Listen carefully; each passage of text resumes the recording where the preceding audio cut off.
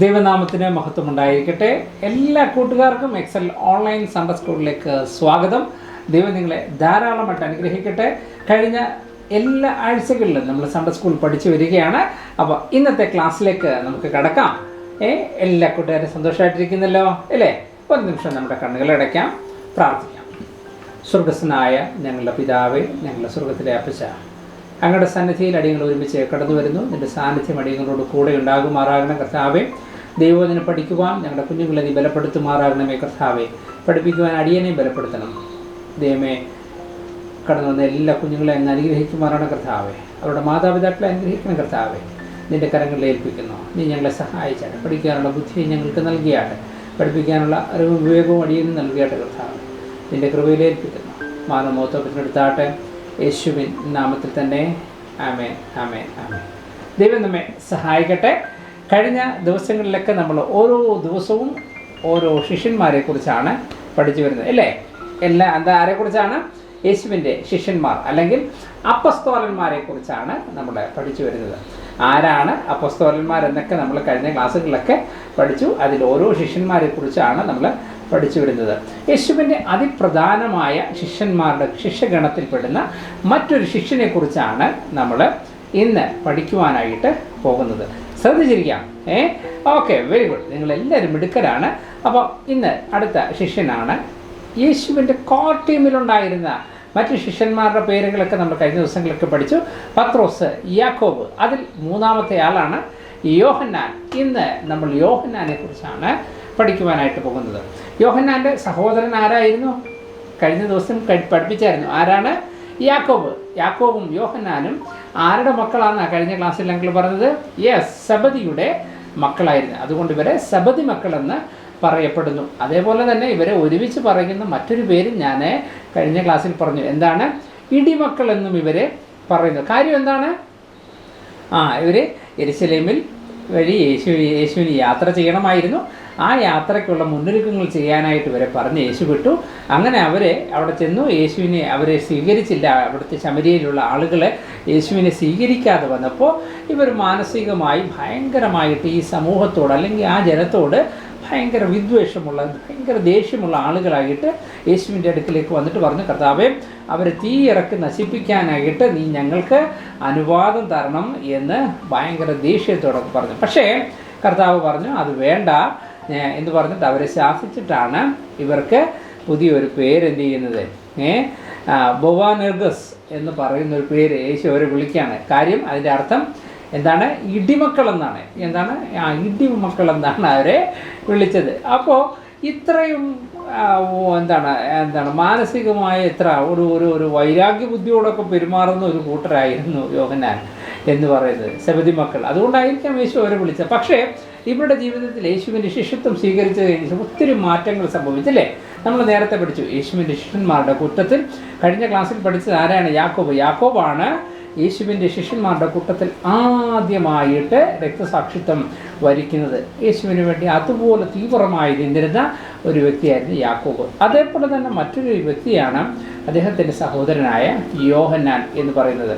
ഞാൻ എപ്പോഴും മുമ്പേ പറഞ്ഞായിരുന്നു, യേശുവിൻ്റെ ഒരു കോർ ടീമിൽ യേശുവിനോടൊപ്പം ചേർന്ന് നിന്ന, യേശുവിനോടൊപ്പം സഞ്ചരിച്ച ശിഷ്യന്മാരിൽ ഒരാളാണ് യോഹന്നാൻ. കഴിഞ്ഞ ക്ലാസ്സിൽ പറഞ്ഞതുപോലെ തന്നെയാണ് ഇവർ രണ്ടുപേരും സഹോദരന്മാരാണ്, യാക്കോബും യോഹന്നാനും. അതോടൊപ്പം തന്നെ ഇവരെപ്പോഴും യേശുവിനോടൊപ്പം സഞ്ചരിച്ച ആളുകളാണ്. യേശുവിൻ്റെ അതിപ്രധാനമായ എല്ലാ സംഭവങ്ങളിലും എന്തുണ്ട്? ഇവരുടെ സാന്നിധ്യം യേശുവിനോടൊപ്പം ഉണ്ടായിരുന്നു അല്ലേ? എവിടെയൊക്കെയാണ്? ഒരു ബാല ഉയർത്തെഴുന്നേൽപ്പിക്കുന്ന സംഭവത്തിലെ, യേശു കരഞ്ഞ് പ്രാർത്ഥിക്കുന്ന സംഭവത്തിലെ, യേശുവിനോടൊപ്പം തിരുവാഴ്ത്താഴത്തിൻ്റെ സമയത്ത്, മറുരൂപ മലയിൽ പോയിരുന്ന സമയത്ത്, ഈ സമയത്തെല്ലാം. അതിനപ്പുറം യേശുവിനെ നമ്മുടെ ചരിത്രകാരന്മാർ പറയുന്നു, യേശുവിനെ വിസ്തരിക്കുന്ന സമയത്ത് വിസ്താരത്തിൻ്റെ സമയത്തും ഇവരകത്ത് കടന്ന് എന്ത് ചെയ്തു? യേശുവിൻ്റെ വിസ്താരം മുഴുവൻ കാണുന്നുണ്ടായിരുന്നു. ഈ യോഹന്നാൻ കാണുന്നുണ്ടായിരുന്നു. യോഹന്നാനൊപ്പം ഉണ്ടായിരുന്ന പറയുന്ന മറ്റൊരു ശിഷ്യനാണ് യോഹന്നാൻ. ഏറ്റവും കൂടുതൽ ക്ലോസ് ആയ യേശുവിൻ്റെ ശിഷ്യന്മാരിൽ മറ്റുള്ള ശിഷ്യന്മാരെക്കാട്ടിലൊക്കെ ഉപരി യോഹന്നാൻ ഏറ്റവും കൂട്ടുപിടിച്ചിരുന്ന ഒരു ശിഷ്യനാണ് പത്രോസ്. ഈ പത്രോസിനും യോഹന്നാനെയുമാണ് മിക്കവാറും ഉള്ള എല്ലാ സംഭവങ്ങളിലും നമുക്ക് ഒരുമിച്ച് കാണാനായിട്ട് കഴിയുന്നത്. ഇവർ രണ്ടുപേരും അത്രയും ഭയങ്കര ഫ്രണ്ട്സാണ്. യേശുവിനോടൊപ്പം നടക്കുമ്പോഴും യേശുവിനോടൊപ്പം ചേർന്ന് നടക്കുമ്പോഴും ഇവർ രണ്ടുപേരും ഭയങ്കര ദോസ്തുക്കളാണ്. ഈ യോഹന്നാൻ ഭയങ്കര സ്നേഹത്തിൻ്റെ സുവിശേഷകനായിട്ടാണ് പിന്നീട് നമുക്ക് കാണാനായിട്ട് കഴിയുന്നത്. യേശുവിലൂടെ യേശുവിൻ്റെ അടുത്ത ആ ഒരു ശിഷ്യത്വം സ്വീകരിക്കുന്ന സമയം മുതൽ യോഹന്നാൻ്റെ സ്വഭാവത്തിൽ ഒത്തിരി മാറ്റങ്ങൾ സംഭവിക്കുന്നുണ്ട്. ആ ഇടിമക്കൾ എന്നൊക്കെ ഒരു പേര് വരാനുള്ള കാരണം എന്താ?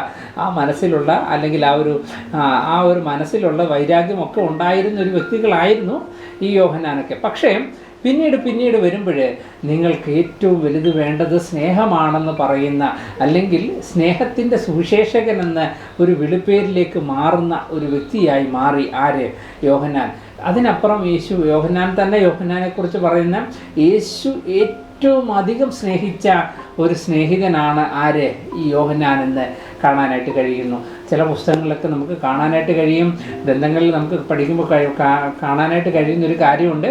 യേശുവിനോട് ചേർന്നിരുന്ന ആ ഒരു അന്ത്യത്താഴ സമയത്ത് യേശുവിൻ്റെ മാർവിൽ തലചായ്ച്ചിരുന്ന യേശു ഏറ്റവും കൂടുതൽ സ്നേഹിച്ച ശിഷ്യനെന്നൊക്കെ നമുക്ക് വേദപുസ്തകത്തിലും കാണാൻ കഴിയുന്ന ശിഷ്യനാണ് യോഹന്നാൻ. അപ്പം നോക്കുകയും ഏറ്റവും പ്രധാനപ്പെട്ട, യേശുവിനോട് ഏറ്റവും ചേർന്നിരുന്ന, യേശുവിനോട് ഏറ്റവും സ്നേഹമുണ്ടായിരുന്ന ഒരു ശിഷ്യനാണ് ഈ യോഹന്നാൻ എന്ന് പറയുന്നത്. ഈ യോഹന്നാൻ യേശുവിൻ്റെ അടുക്കിലേക്ക് വരുന്നത് എങ്ങനെയാണെന്നറിയാമോ? യോഹന്നാൻ സ്നാപകൻ്റെ ശിഷ്യനായിരുന്നു ഈ യോഹന്നാൻ ആദ്യമേ. അങ്ങനെ ഇരിക്കുമ്പോഴാണ് യോഹന്നാൻ പറയുന്നത്, ആ ലോകത്തിൻ്റെ പാപം ചുമക്കുന്ന ദൈവത്തിൻ്റെ കുഞ്ഞാട് വരുന്നു, അവനെ അനുഗമിക്കാനായിട്ട് പോവുക. ആ ഒരു വാക്ക് കേൾക്കുന്നതോടുകൂടി യോഹന്നാൻ എന്ത് ചെയ്യുക? യേശുവിൻ്റെ ശിഷ്യനായി യേശുവിനോടൊപ്പം സഞ്ചരിക്കുകയാണ്. അങ്ങനെ യേശുവിനോടൊപ്പം സഞ്ചരിക്കുകയും യേശുവിൻ്റെ സുവിശേഷങ്ങളും യേശുവിനും യോഹന്നാനെ ഭയങ്കരമായിട്ട് ഇഷ്ടമായി. കാര്യം എന്താണെന്ന് പറയുക, ഏറ്റവും പ്രധാനപ്പെട്ട ഒരു കാര്യമാണ്, യേശുവിൻ്റെ ശിഷ്യന്മാരിൽ ഏറ്റവും പ്രായം കുറഞ്ഞൊരു വ്യക്തിയായിട്ടാണ് യോഹന്നാനെ നമുക്ക് കാണാനായിട്ട് കഴിയുന്നത്. അപ്പം യേശുവിന് ഏറ്റവും കൂടുതൽ ഇഷ്ടവും ആരെയായിരുന്നു? ഈ യോഹന്നാനെ ആയിരുന്നു. യേശു സ്നേഹിച്ച യോഹന്നാൻ, യേശു സ്നേഹിച്ച ശിഷ്യൻ എന്നൊക്കെയാണ് പറയുന്നത്. അപ്പം ഏറ്റവും പ്രധാനിയായ, യേശു ഏറ്റവും കൂടുതൽ സ്നേഹിച്ച ഒരു ശിഷ്യനായിരുന്നു ഈ യോഹന്നാൻ. യോഹന്നാൻ സ്നാപകൻ്റെ അടുക്കൽ നിന്ന് യേശുവിൻ്റെക്ക് വന്ന് യേശുവിൻ്റെ ശിഷ്യത്വം സ്വീകരിച്ച് യേശുവിനൊപ്പം സഞ്ചരിച്ച് യേശുവിൻ്റെ ഏറ്റവും അടുത്ത കോർട്ടിയുമായിരുന്ന ഒരു യോഹന്നാനെയാണ് നമുക്ക് കാണാൻ കഴിയുന്നത്. ഈ യോഹന്നാൻ ഉണ്ടല്ലോ, വീട്ടിൽ ചെന്നിട്ടാണ് യാക്കോബിനെയൊക്കെ വിളിച്ചുകൊണ്ട് വരുന്നത് യേശുവിൻ്റെ അടുക്കലേക്ക്. അങ്ങനെ യേശുവിൻ്റെ അടുക്കലേക്ക് എത്തി യേശുവിൻ്റെ ശിഷ്യനായും ഇദ്ദേഹം ഇരുന്നു. നോക്കുക, അവസാനം യേശുവിൻ്റെ ക്രൂശീകരണ സമയത്ത് യേശു ക്രൂശി കിടക്കുമ്പോൾ ഈ യേശുവിൻ്റെ ക്രൂശിനോട് ചേർന്ന് നിൽക്കുന്ന ഒരു വ്യക്തിയായിട്ട് നമുക്ക് ആ ഭാഗത്ത് കാണാൻ കഴിയും. യോഹന്നാൻ അവിടെ നിൽക്കുന്നു, യേശുവിൻ്റെ അമ്മ മറിയ അവിടെ നിൽക്കുന്നു. ഈ സമയത്ത് യേശു മറിയോട് പറയുന്നു, ഇതാ നിൻ്റെ മകൻ എന്ന്. അതായത് യോഹന്നാനെ മറിയയ്ക്ക് പരിചയപ്പെടുത്തി കൊടുക്കല്ല, മറിയയ്ക്ക് അറിയാം യോഹന്നാനെ. എന്നാൽ യേശുവിൻ്റെ അമ്മയെ സ്വന്തം ഉത്തരവാദിത്തങ്ങളെല്ലാം എന്ത് ചെയ്യാം, ഈ ഭൂമിയിലെ ഉത്തരവാദിത്തങ്ങൾ തൻ്റെ ശിഷ്യനായ, അല്ലെങ്കിൽ താൻ ഏറ്റവും അധികം സ്നേഹിച്ച യോഹന്നാനെ പറഞ്ഞ് ഏൽപ്പിക്കുകയാണ് തൻ്റെ അമ്മയായ മറിയെ ഇതാ നിൻ്റെ മകൻ. എന്നിട്ട് അവനെ ഏൽപ്പിച്ചിട്ടാണ് യേശു എന്ത് ചെയ്യുന്നത്? മരണപ്പെടുന്ന, അല്ലെങ്കിൽ ആ ക്രൂശീകരണം വരിച്ചു കഴിയുമ്പോൾ യേശുവിനെ ഏറ്റവും കൂടുതൽ സ്നേഹിച്ചൊരു ശിഷ്യനായതുകൊണ്ടായിരിക്കാം, യോഹന്നാൻ യേശുവിൻ്റെ ഏറ്റവും സ്നേഹമുള്ള ശിഷ്യനായി മാറിയത്. യേശു ഏറ്റവും കൂടുതൽ സ്നേഹിച്ച ശിഷ്യനായി മാറിയത് ഈ യോഹന്നാൻ ആയതുകൊണ്ടാണ്. യേശുവിനെ ഏറ്റവും കൂടുതൽ സ്നേഹിച്ച ഒരു ശിഷ്യൻ, ഈ ശിഷ്യനാണ് ഇനിയും ഈ സമാന്തര സുവിശേഷങ്ങൾ, അല്ലെങ്കിൽ മത്തായി, മർക്കോസ്, ലൂക്കോസ് എന്നീ 3 സുവിശേഷങ്ങളിൽ നിന്ന് വ്യത്യസ്തമായി യേശു ദൈവമാണ്, ആദിയിൽ വചനമുണ്ടായിരുന്നു, വചനം ദൈവമായിരുന്നു എന്നൊക്കെ പറഞ്ഞ് ദൈവത്വം ഏറ്റവും കറക്റ്റായിട്ട് കാണിച്ചു തരുന്ന ഒരു വ്യത്യസ്തമായ 4മതൊരു സുവിശേഷം രചിച്ചത് ഈ യോഹന്നാനാണ്. നോക്കിക്കേ, ഈ യോഹന്നാൻ എത്ര പ്രാധാന്യമുള്ളൊരു വ്യക്തിയാണ് യേശുവിൻ്റെ ശിഷ്യഗണത്തിൽ. ഈ അപ്പോസ്തലന്മാരുടെ കൂട്ടത്തിൽ ഏറ്റവും അതിപ്രധാനിയായ ഒരു വ്യക്തിയായി മാറി ഈ യോഹന്നാൻ, ഇല്ലേ? ഇനിയും അതിനപ്പുറം യേശുവിൻ്റെ ചരിത്രകാരന്മാർ പറയുന്നത് എന്താണെന്നറിയാമോ? യേശുവിൻ്റെ അമ്മയായ മറിയയുടെ മരണം വരെ ഈ യോഹന്നാൻ യെരുശലേമിൽ തന്നെ പാർത്തു. അതിനുശേഷം യോഹന്നാൻ സുവിശേഷീകരണവുമായി അനേക സ്ഥലങ്ങളിലേക്ക് യാത്രയായി, ഒത്തിരി സ്ഥലങ്ങളിൽ യാത്ര ചെയ്തു. യേശു കർത്താവിനെ അവിടെയൊക്കെ പരിചയപ്പെടുത്തി. യേശു കർത്താവിനെ അവിടെ എല്ലാം ഈ യോഹന്നാൻ പരിചയപ്പെടുത്തി. യേശുവിൻ്റെ സുവിശേഷം, യേശുവിൻ്റെ സ്നേഹം യേശു തന്നിൽ പഠിപ്പിച്ച യേശുവിലൂടെ നമ്മൾ പഠിക്കേണ്ട, യേശുവിലൂടെ നമ്മൾ മനസ്സിലാക്കേണ്ട എല്ലാ കാര്യങ്ങളും എന്ത് ചെയ്തു? യോഹന്നാൻ ആളുകൾക്ക് പറഞ്ഞു കൊടുക്കുകയും ഉപദേശിക്കുകയും ഒക്കെ ചെയ്തു. അതിനുശേഷം യോഹന്നാൻ എന്ത് ചെയ്യുന്നു? യോഹന്നാനെ മരണപ്പെടാനായിട്ട് പോകുക.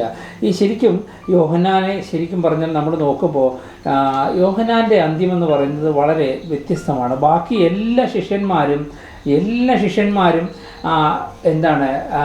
കൊല്ലപ്പെടുകയാണ് ചെയ്യുന്നത്. എന്നാൽ യോഹന്നാനെക്കുറിച്ച് മാത്രം അങ്ങനെ പറയുന്നില്ല. യോഹന്നാൻ സ്വാഭാവികമായ മരണം വരിച്ചു എന്നാണ് ചരിത്രകാരന്മാർ പറയുന്നത്. എന്നാൽ അവിടെ നമ്മൾ നോക്കുമ്പോൾ യോഹന്നാൻ പക്ഷേ ശരിക്കും കർത്താവിന് വേണ്ടി ഒത്തിരി കഷ്ടം സഹിച്ച ഒരു ശിഷ്യനാണ്. കാര്യം യോഹന്നാൻ കഷ്ടപ്പെട്ടാണ് എവിടെ പോകുന്നത്? യോഹന്നാനെ ചക്രവർത്തി എന്ത് ചെയ്തെന്നറിയാമോ? ഡൊമീഷ്യൻ ചക്രവർത്തി പത്മോസിലേക്ക് നാട് കടത്തി. എന്തിനു വേണ്ടിയിട്ട്? യേശുവിനെക്കുറിച്ച് പ്രസംഗിക്കുകയും യേശുവിനെക്കുറിച്ച് സാക്ഷ്യം പറയുകയൊക്കെ ചെയ്യുന്നത് കൊണ്ട് ഡൊമീഷ്യൻ ചക്രവർത്തി ഈ യോഹന്നാനെ പത്മോസ് എന്ന ദ്വീപിലേക്ക് നാട് കടത്തുകയുണ്ടായി. എന്നാൽ പിന്നീട് വന്ന ഒരു ചക്രവർത്തി, നോർവാൾ ചക്രവർത്തിയുടെ കാലത്ത് യോഹന്നാനെ തിരിച്ച് കൊണ്ടുവരികയൊക്കെ ചെയ്തു എന്ന് ചരിത്രകാരന്മാർ രേഖപ്പെടുത്തിയിട്ടുണ്ട്.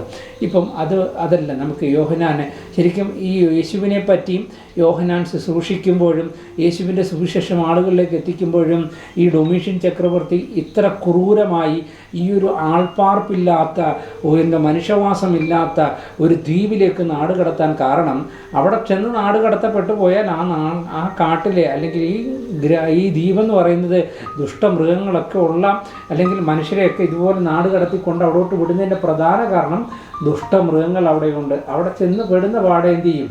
ഈ മൃഗങ്ങൾ അവരെ കടിച്ച് കീറി തിന്നാനായിട്ട് തുടങ്ങും. ഇത്രമാത്രം ഈ ഏകാന്തതയിലേക്ക്, പത്മോസിൻ്റെ ഏകാന്തതയിലേക്ക് നാട് കടത്തപ്പെട്ടപ്പോഴും യോഹന്നാൻ്റെ മനസ്സിൽ നിന്ന് യേശുവിനെ പറിച്ചു കളയാൻ ആ ഡൊമീഷ്യൻ ചക്രവർത്തിക്കായില്ല. കാര്യം അവിടെ കിടക്കുമ്പോഴും ഈ യോഹന്നാൻ അവിടെ ദൈവത്തിൻ്റെ വലിയ ദർശനങ്ങൾ കാണുകയാണ്.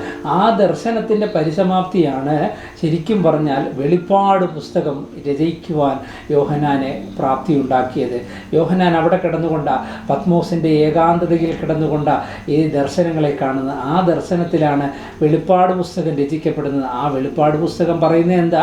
ഈ മാനവകുലത്തിൻ്റെ, ഈ ഭൂമിയുടെ, ഈ മനുഷ്യകുലത്തിൻ്റെ ഭാവിയെക്കുറിച്ച് നിർണ്ണയിക്കുന്നത്, കർത്താവിൻ്റെ രണ്ടാമത്തെ വരവിനെക്കുറിച്ച് പ്രസ്താവിക്കുന്നത്, ഇനിയും ഭൂമിക്ക് എന്താണ് സംഭവിക്കാൻ പോകുന്നത്, ഇനിയും ഇതിനുമപ്പുറം ഈ ലോകത്തിന് എന്താണ് സംഭവിക്കുന്നത്, ഈ പിശാചിന് എന്താണ് സംഭവിക്കാൻ പോകുന്നതെന്നുള്ളതിനെക്കുറിച്ചുള്ള ഭാവി കാര്യങ്ങളെക്കുറിച്ച് വ്യക്തമായിട്ട് എഴുതിയിരിക്കുന്ന ഒരു പുസ്തകമാണ് വെളിപ്പാട് പുസ്തകം. ഈ വെളിപ്പാട് പുസ്തകം രചിക്കപ്പെട്ടത് ഈ യോഹന്നാൻ എന്ന അപ്പസ്തോലനെ, യോഹന്നാൻ എന്ന യേശുവിൻ്റെ സ്നേഹിതനായ അപ്പസ്തോലനെ ഈ പത്മോസിലേക്ക് ഡൊമീഷ്യൻ ചക്രവർത്തി നാട് കടത്തിയപ്പം ആ ഏകാന്തതയിൽ നിന്നാണ്, ആ ഏകാന്തതയിൽ ഇരിക്കുമ്പോഴാണ് യേശു കർത്താവിങ്കിൽ നിന്ന് ആ ദർശനം പ്രാപിച്ച് യോഹന്നാൻ എഴുതുന്നത്. എൻ്റെ കൂട്ടുകാരോട് അങ്ങനെ പറയാനുള്ളത്, യോഹന്നാൻ ഏറ്റവും സ്നേഹമുള്ള, യേശുവിന് ഏറ്റവും സ്നേഹമുള്ള ശിഷ്യനായിരുന്നു യോഹന്നാൻ. എന്നാൽ ആ സ്നേഹത്തിന് കാരണം, ഇടിമക്കനായിരുന്ന യോഹന്നാൻ ആ സ്നേഹത്തിലേക്ക് കടന്നു വരാൻ, സ്നേഹത്തിൻ്റെ അപ്പോസ്തോലനായി മാറാൻ കാരണം, യേശുവിൻ്റെ നെഞ്ചോട് ചേർന്ന് കിടന്നിക്കുവാനുള്ള ഭാഗ്യമുണ്ടാവാനുള്ള കാരണം അവൻ യേശുവിനെ അധികമായി സ്നേഹിച്ചതുകൊണ്ടാണ്. അധികമായി സ്നേഹിച്ചതുകൊണ്ട് തന്നെ യേശുവിൻ്റെ അമ്മയെ നോക്കുവാൻ വരെ യേശു എന്ത് ചെയ്തു? അവനെ ഏൽപ്പിച്ചു. എന്നാൽ ആ സ്നേഹത്തിൻ്റെ ആഴം നമ്മൾ ശരിക്കും മനസ്സിലാക്കുന്ന എപ്പോഴാണെന്നറിയാമോ? അവൻ ആ ഏകാന്തതയിൽ പോകുമ്പോഴും ചക്രവർത്തിമാരും രാജാക്കന്മാരും പ്രഭുക്കന്മാരും ഒക്കെ തനിക്കെതിരായി വന്നപ്പോഴും അവൻ അവിടെ നിൽക്കുക. ആ ഏകാന്തതയിൽ പോയ ഏറ്റവും തീവ്രമായ അവസ്ഥയാണ് ഏകാന്തതയിലേക്ക് പോവുക. ആ ഏകാന്തതയിലായിരുന്നപ്പോൾ പോലും അവൻ തൻ്റെ കർത്താവായ യേശുവിനെ ഏറ്റവും അധികം സ്നേഹിച്ചു. യേശുവുമായുള്ള സംസാരവും സംവാദവും ഒക്കെ അവർ നടത്തുകയുണ്ടായി. അതുകൊണ്ടാണ് യോഹന്നാനെ വെളിപ്പാടെന്ന പുസ്തകം എഴുതാൻ കഴിഞ്ഞത്. നോക്കുകയും ഏറ്റവും അതിപ്രധാനമായ ഒരു ശിഷ്യനായിരുന്നു യേശുവിൻ്റെ അപ്പോസ്തലന്മാരിൽ യോഹന്നാൻ എന്നുള്ളത്. ഈ പാഠം നമ്മൾ മനസ്സിലാക്കുമ്പം നമുക്ക് യോഹന്നാനെക്കുറിച്ച് പഠിക്കുമ്പം എത്ര കഷ്ടതയിലായിരുന്നാലും, എത്ര ബുദ്ധിമുട്ടിലായിരുന്നാലും യേശുവിനോട് പറ്റിച്ചേർന്ന് നിൽക്കുവാൻ നമുക്ക് കഴിയും എന്നുള്ളത് നമുക്ക് വളരെ വ്യക്തമായി മനസ്സിലാക്കാൻ കഴിയും, ഇല്ലേ? വളരെ വ്യക്തമായി മനസ്സിലാക്കാനായിട്ട് സാധിക്കുന്ന ഒന്നാണ്. എൻ്റെ കൂട്ടുകാരോടും അങ്കിളിന് പറയാനുള്ള ഒരേ ഒരു കാര്യം ഇതാണ്: നിങ്ങളുടെ ജീവിതത്തിൽ നിങ്ങൾ എത്ര കഷ്ടങ്ങളിലേക്ക് പോയാലും, എത്ര പ്രതിസന്ധികളിലേക്ക് പോയാലും യേശുവപ്പച്ചനോട് ചേർന്ന് നിൽക്കാൻ കഴിയട്ടെ, മറ്റുള്ളവരെ സ്നേഹിക്കാൻ കഴിയട്ടെ, സ്നേഹത്തിൻ്റെ പ്രവാചകന്മാരായി, സ്നേഹത്തിൻ്റെ ദാതാക്കളായി മാറുവാൻ നിങ്ങളെ ദൈവം സഹായിക്കട്ടെ എന്ന പ്രാർത്ഥനയോടെ അങ്കിൾ ഇന്നത്തെ ക്ലാസ് അവസാനിപ്പിക്കുന്നു. ദൈവം നിങ്ങളെ സഹായിക്കട്ടെ. യേശുവിൻ്റെ ശിഷ്യന്മാരിൽ അതിപ്രധാനിയായിരുന്നു യോഹന്നാൻ എന്നുള്ളത് നമ്മൾ മറക്കരുത്. നമുക്കൊരു നിമിഷം കണ്ണുകളടയ്ക്കാം, പ്രാർത്ഥിക്കാം. സ്വർഗസ്വനായ ഞങ്ങളുടെ പിതാവേ, ഞങ്ങളുടെ സ്വർഗത്തിലെ അപ്പച്ച, യോഹന്നാനെക്കുറിച്ച് പഠിക്കുവാൻ ഞങ്ങളെ ഇടവരുത്തിയതിനായി സ്തുതിക്കുന്ന കർത്താവേ, നല്ല രീതിയിൽ ദൈവവചനം പഠിക്കുവാൻ ഞങ്ങളെ സഹായിച്ചതിനായി സ്തുതിക്കുന്ന കർത്താവേ, അതിനും ആഴം പഠിക്കും തോറും ആഴം കൂടുന്ന ഒരു ദൈവവചനമാണല്ലോ കർത്താവേ. നിൻ്റെ സാന്നിധ്യം ഞങ്ങളോട് കൂടെ ഉണ്ടാകണമേ. നന്നായി പഠിക്കുവാൻ ഞങ്ങളെ സഹായിക്കണം കർത്താവേ. പഠിക്കുന്നത് ഞങ്ങളുടെ മനസ്സിന്, ഞങ്ങളുടെ ശരീരത്തിന്, ഞങ്ങളുടെ ആത്മീക ഉണർവിന് ഒക്കെ കാരണമായി തീരട്ടെ. യോഹന്നാനെ പോലെ ഏത് കഷ്ടത്തിലും ദൈവത്തോട് ചേർന്ന് നിൽപ്പാൻ ഞങ്ങളെ സഹായിക്കണമേ. പഠിപ്പിക്കുവാൻ അടിയനെയും പഠിക്കുവാൻ കുഞ്ഞുങ്ങളെയും ബലപ്പെടുത്തിയതിനായി സ്തുതിക്കുന്നു. ഇതിനുവേണ്ടി ഉത്സാഹിച്ചവരുടെ മാതാപിതാക്കളെ അനുഗ്രഹിച്ച് പ്രാർത്ഥിക്കുന്നു. നീ സഹായിച്ചാട്ടെ. എൻ്റെ സാന്നിധ്യം അടികളോട് കൂടെയുള്ളതിനായി സ്തോത്രം. യേശുവിൻ നാമത്തിൽ തന്നെ ആമേൻ, ആമേൻ, ആമേൻ. ദൈവം നമ്മളെ സഹായിക്കട്ടെ. Thank you so much. അടുത്ത ആഴ്ചയും വീണ്ടും എക്സൽ ഓൺലൈൻ സൺഡേ സ്കൂൾ കാണാൻ മറക്കരുത്. Thank you so much. God bless you.